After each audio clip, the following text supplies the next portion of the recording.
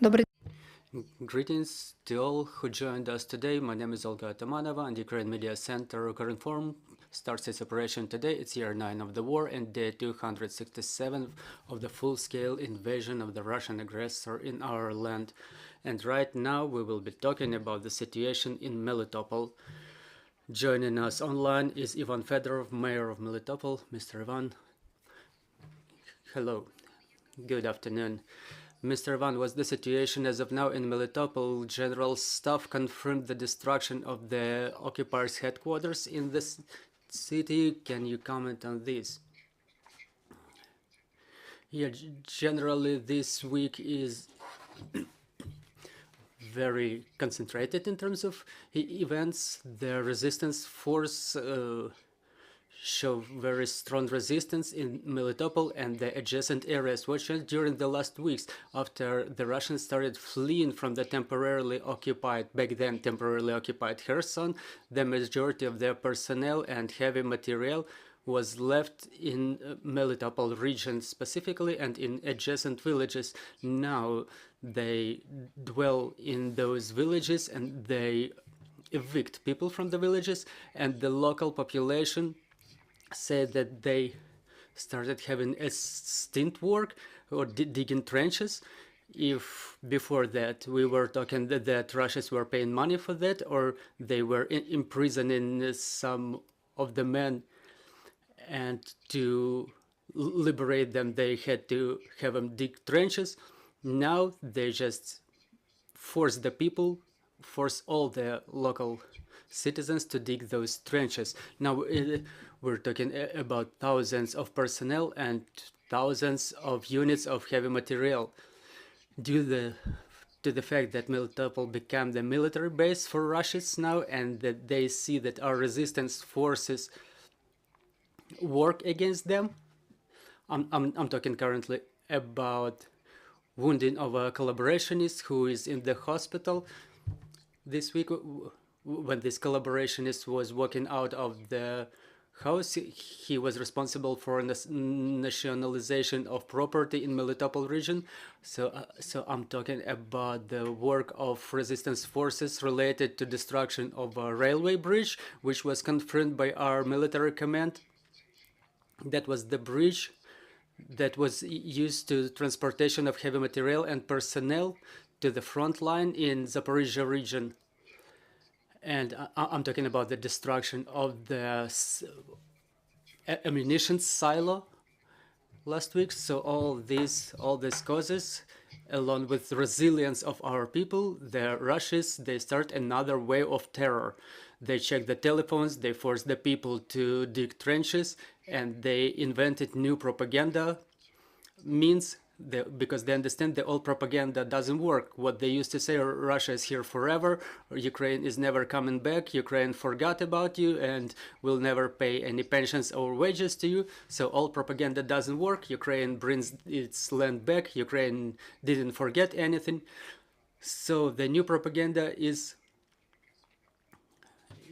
to ascribe the name of a hero city to Melitopol and Mariupol, but that's completely incomprehensible story. And they're saying about the land corridor that they will never give up to Ukraine. So they build fortifications, they dig trenches, and they commit terror against civil population in many areas.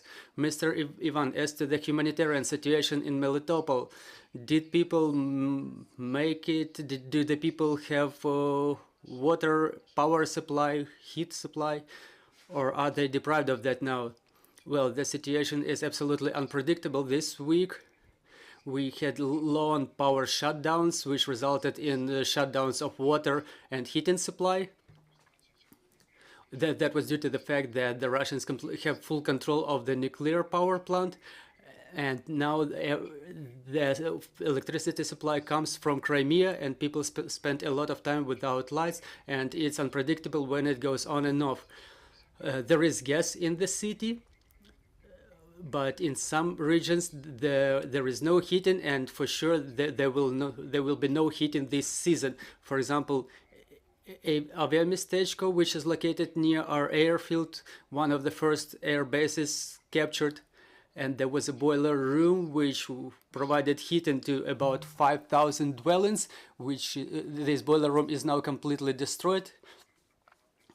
And the same situation is with many houses and residential buildings, because to start the gas, the excess of the relevant technical personnel is needed, and the occupiers sometimes pretend to be those persons, so local population doesn't let them to the technical facilities providing heating.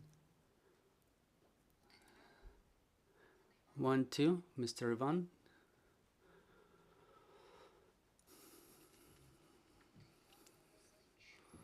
We're not hearing you, sir. We're hoping we will reestablish the communication. We understand that unfortunately today issues like this may arise.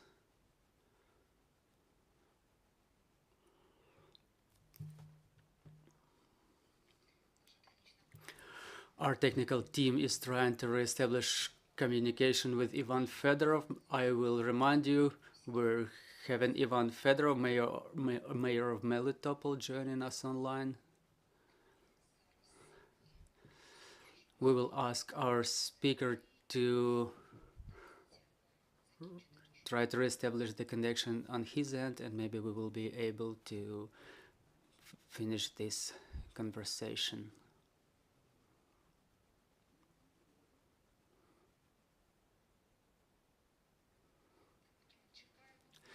Meanwhile, we're waiting, dear friends. I will remind you that at 13 o'clock we will try to get Yuri Ignat join us, the spokesperson of the Air Force Command, and we hope that communication will be stable. And at 17 o'clock we will have Irina Vereshchuk visiting us, the Vice Prime Minister of Ukraine and Minister of the Reintegration of Occupied Territories, and we'll talk about the preliminary results of the work of the coordination headquarters for the occupied territories.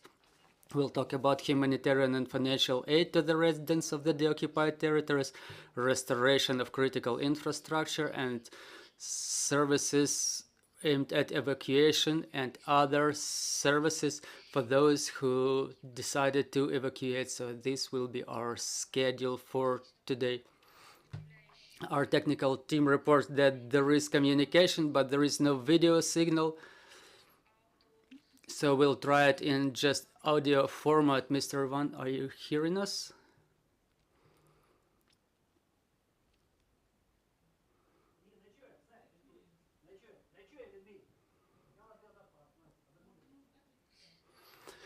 Unfortunately, we cannot reestablish the communication. We understand that technical problems, internet issues, we're having them across all of Ukraine. So hopefully we will finish our conversation a little bit later. So I will remind you, our next briefing is at 1300. Bear with us, trust in our armed forces, and let's continue working for our victory. Glory to Ukraine.